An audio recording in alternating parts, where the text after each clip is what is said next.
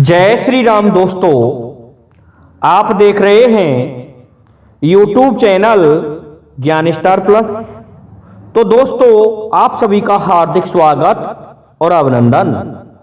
दोस्तों, आज हमने आपके लिए कमेंट चुना है श्रीमान गिरिराज बघेल, शाखा कला, जिला गुना, मध्य प्रदेश का। और ये लिखते हैं कि गुरुजी ये बताइए कि कंस का जन्म कैसे हुआ, ये राक्षस था या कौन था। देखिए दोस्तों, बड़ा ही सुंदर कमेंट पूछा है श्रीमान गिरिराज बघेल जी ने।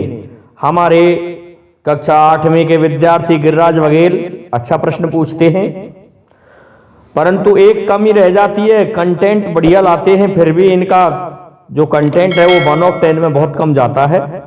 कोई बात नहीं, हमें 1 ऑफ 10 में जाने से कोई मतलब नहीं। दोस्तों, चैनल को सब्सक्राइब कर दो। देखिए होता क्या है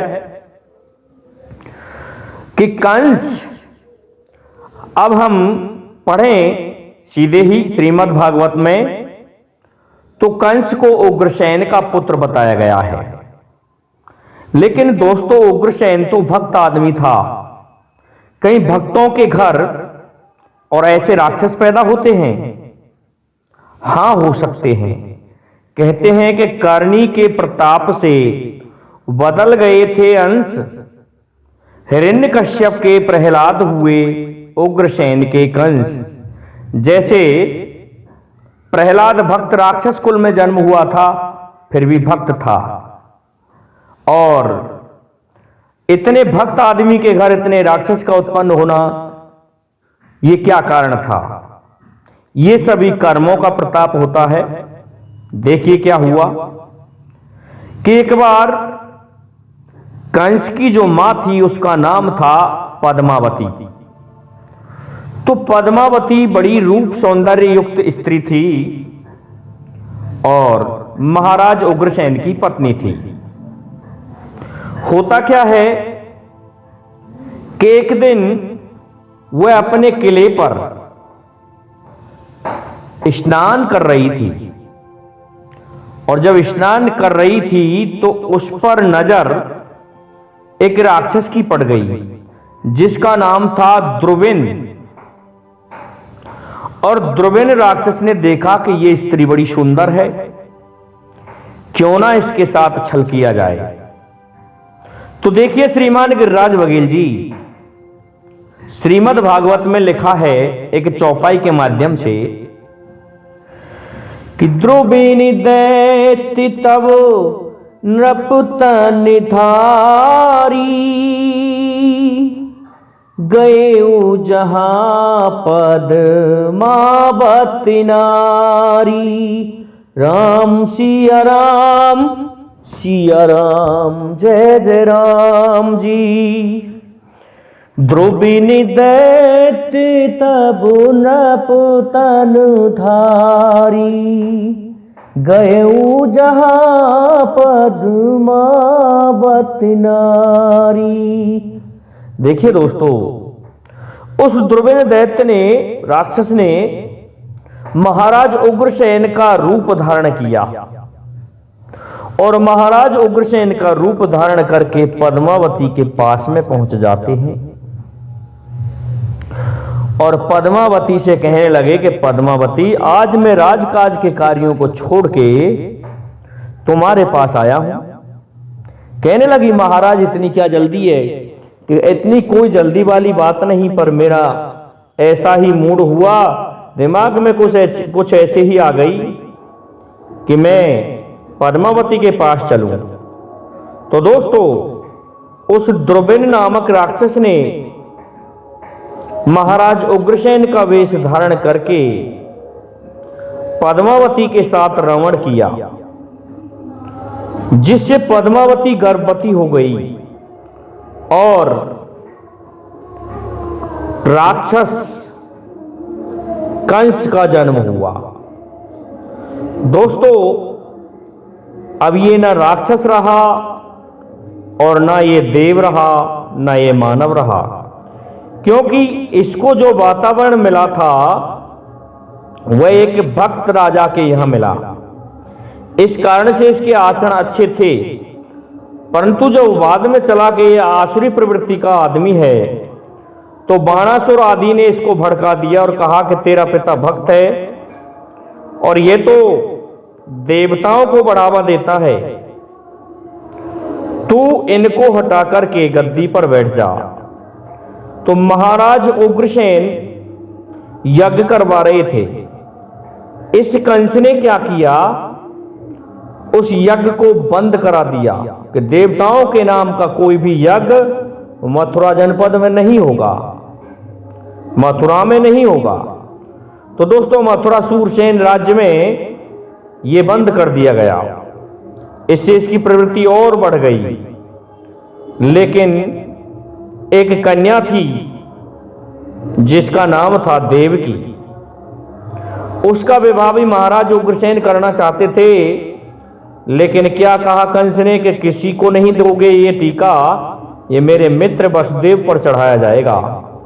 तो वसुदेव से विवाह करा दिया देवकी का। और जब हुए आकाशवाणी सुनी कि कंस इसकी 8वीं संतान तेरा वध कर देगी, तुझे मार डालेगी।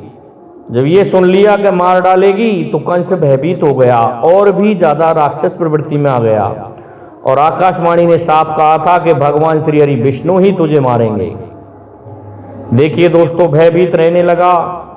कंस ने देवकी और वसुदेव दोनों को जेल में डाल दिया, 6 पुत्रों को भी मार डाला और अंत में बलराम जी को भगवान श्री हरि ने बचाने के लिए रोहिणी के गर्भ में स्थापित कर दिया। तो इस प्रकार से ये कंस ऐसा था। कंस पूर्व जन्म में कालनेमी राक्षस का अवतार है। ये पूर्व जन्म में कालनेमी था और बड़ा ही चतुर राक्षस था। तो भगवान श्री हरि विष्णु ने ही इसका वध किया था। कहते हैं कि ये कालनेमी ऐसा था कि इसने श्री हरि पर अर्थात भगवान विष्णु पर अपने सिंह पर बैठे बैठे त्रिशूल का प्रहार किया था, लेकिन श्री हरि ने उसी त्रिशूल को वापस घुमा के और इस राक्षस को मार दिया था।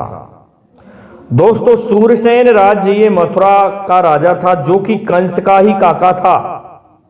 रिश्ते में कंस का काका लगता था सूरसेन। उनका पुत्र था वसुदेव और इन्होंने उसको भी अपने अधीन कर लिया था। इसी तरह से इस राक्षस ने जरासंध जो राक्षस था, जरासंध की 2 पुत्रियों से विवाह किया, आपती और बाप्ती अर्थात प्राप्ति। इस नाम की 2 लड़कियां थी, उनसे विवाह करके इसने अपनी शक्ति को और बढ़ा लिया था, क्योंकि ये समस्त राक्षसों का सिरमौर था जो जरासंध था। इसी प्रकार से चेदी देश का राजा शिशुपाल, जिसकी मित्रता जरासंध से थी, तो जरासंध और शिशुपाल का झुकाव कंस की ओर हुआ। इस प्रकार से कंस की शक्ति बढ़ गई। कंस ने दुर्योधन से भी मित्रता कर ली थी। इस कारण से उत्तर दिशा से उसे कोई भय नहीं था। दूसरा, ये इतना बलवान राक्षस था कि इसने चांडूर और मुष्टक तथा पूतना जैसे राक्षसों को अपने बल से जीत करके अपना गुलाम बनाया, अपना दास बनाया और उनसे मित्रता करके अपने राज्य में लेकर के आया। पूतना दोस्तों कोई साधारण नहीं थी। पूतना इंद्र के पास में स्वर्ग की रक्षा किया करती थी। ब्रह्मा जी ने इसको स्वर्ग की रक्षा के लिए लगाया था, लेकिन कंस गया। कंस ने अपने योद्धाओं को भेजा, सभी को झुका दिया था पूतना ने युद्ध में, लेकिन कंस ने पूतना को हरा दिया और आरा करके कहने लगा, ऐसे योद्धाओं का यहां स्वर्ग में क्या काम है, चल पूतना आज से तू मेरी बहन होगी, तुझे मैं मथुरा राज्य में रखूंगा। दोस्तों पूतना को भी यही लेकर के आया था। इसी प्रकार से चांडूर चीन देश का राजा था, तिब्बत का, और चीन से ये जीत करके चांडूर को लेकर के आया, जिसे अपना मंत्री बना दिया था। उसी का भाई एक मुष्टक और था, उसको भी साथ में लेकर के आया। इसने दोस्तों भारत, चीन, ईरान, कुवैत, बड़े बड़े जो देश ऐसे जो देश थे जिनमें महायोद्धा रहा करते थे, उन सभी योद्धाओं को हराया और हरा करके अपने तरफ मिला लिया, अपने राज्य में मिला लिया, उनको अपना दास बना लिया। कंस इतना बलवान था, कंस को साधारण राजा तो जीत ही नहीं सकते थे। कंस कोई व्यक्ति विशेष पर नहीं मर सकता था। इस कारण से इस राक्षस को मारने के लिए भगवान श्री हरि विष्णु को अवतार लेना पड़ा, भगवान श्री कृष्ण के रूप में। और तो और देखिए दोस्तों, इसकी इतनी बुद्धि भ्रमित हो गई कि जब इसको ये पता चला कि वसुदेव ने अपने 8वें पुत्र को तो गोकुल में पहुंचा दिया है, तो इसने 1 महीने तक के बालकों को मारने का आदेश दे दिया। और दोस्तों फिर भी जो भी कोई जाता वह कृष्ण और बलराम के हाथ से मारा जाता था। कृष्ण भगवान अपने पैर के अंगूठे से ही लोगों को जमुना में गिरा दिया करते थे खेलते खेलते, और उनकी मृत्यु हो जाया करती थी। इस तरह से पछाड़ पछाड़ के लोगों को मारते थे भगवान श्री कृष्ण। और अंत में कंस का भी नंबर आ गया, कंस को बुलाया, अर्थात कंस ने बुलावा भेजा और भगवान कृष्ण और बलराम आए और उस मेले में ही पछाड़ दिया भगवान श्री कृष्ण ने कंस को। तो ये द्रुविन राक्षस के अंश से उत्पन्न था, इस कारण से अंश वंश बदल गए और ये राक्षस उत्पन्न हुआ। दोस्तों श्रीमान गिरिराज बघेल जी, अब आप स्वयं देख लीजिए आपको हमारा ये वीडियो कैसा लगा, और इसमें कंस राक्षस है या देवता है या मानव है, आप कमेंट करके जरूर बताइए। दोस्तों जय हिंद, जय भारत, जय जय श्री राधे, जय जय श्री राम।